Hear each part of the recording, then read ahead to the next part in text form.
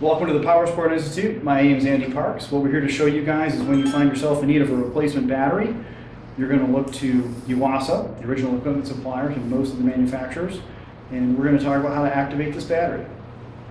You notice first thing we have, nice clean flat work surface level, so we don't have to worry about any spills or anything, and all the cells are going to get filled evenly. And we have our safety equipment, an apron, gloves, a nice gauntlet, safety glasses, some baking soda to neutralize any spills that may happen. Okay, now that we have our safety equipment on, we're ready to open the package, examine our contents. First thing that you'll see is instructions, highly detailed from start to finish, from activation, maintenance, and charging.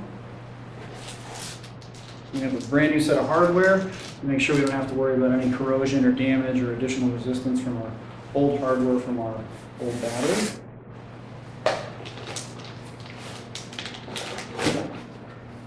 Here's our brand new battery, which this is a YTX20L-PS.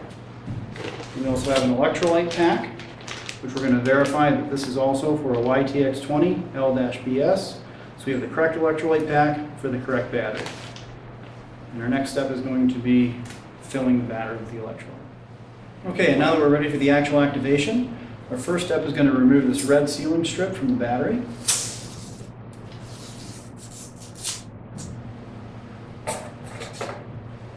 I'm going to open the electrolyte pack.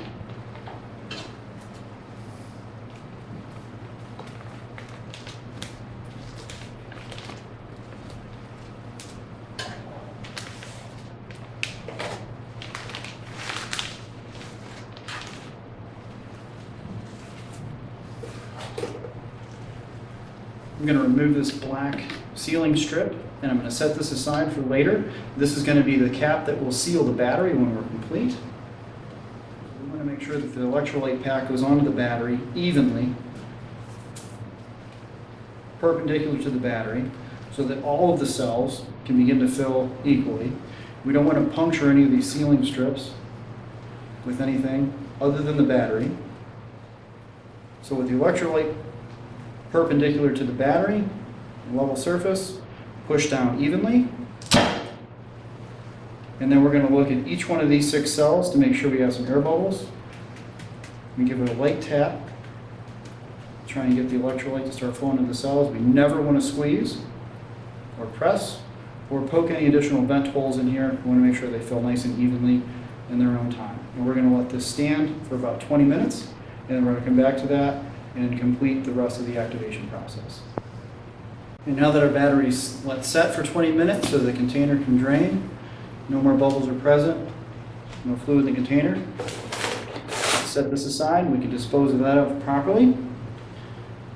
And then we're going to look inside and double check, make sure there's no more bubbles or fizzing or anything happening in here, so we know the electrolyte's been absorbed into the cells. And we're going to very loosely just place this cap on here so that it can still vent. And we're going to let this stand for a few hours.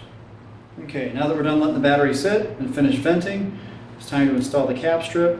And we're going to push down on each one of these just a little bit at a time to make sure it goes back on evenly. You never want to hit this with anything. It's just a light amount of pressure.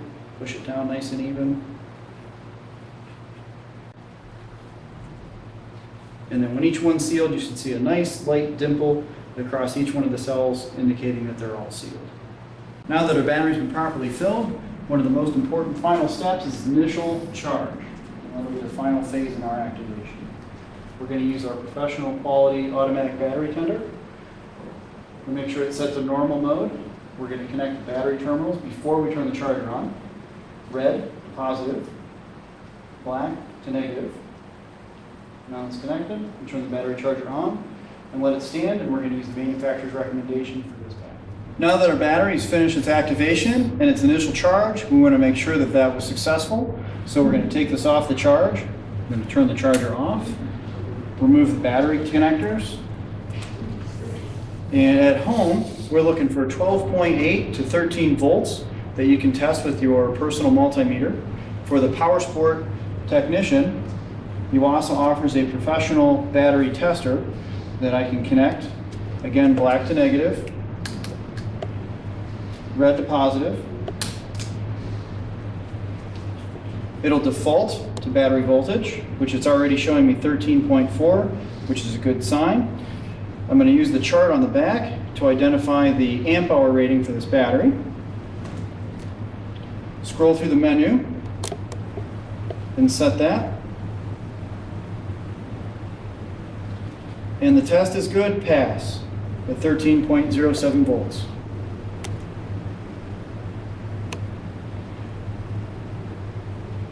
And for the average home user, to ensure that we've met Yuasa's recommendation that we have at least 12.8 to 13 volts, we can just use our own multimeter.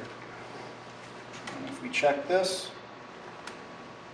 we see we have 12.83 volts, which tells me that we've activated and charged our battery correctly. Yuasa also has the Smart Shot battery charger maintainer recommended for every household,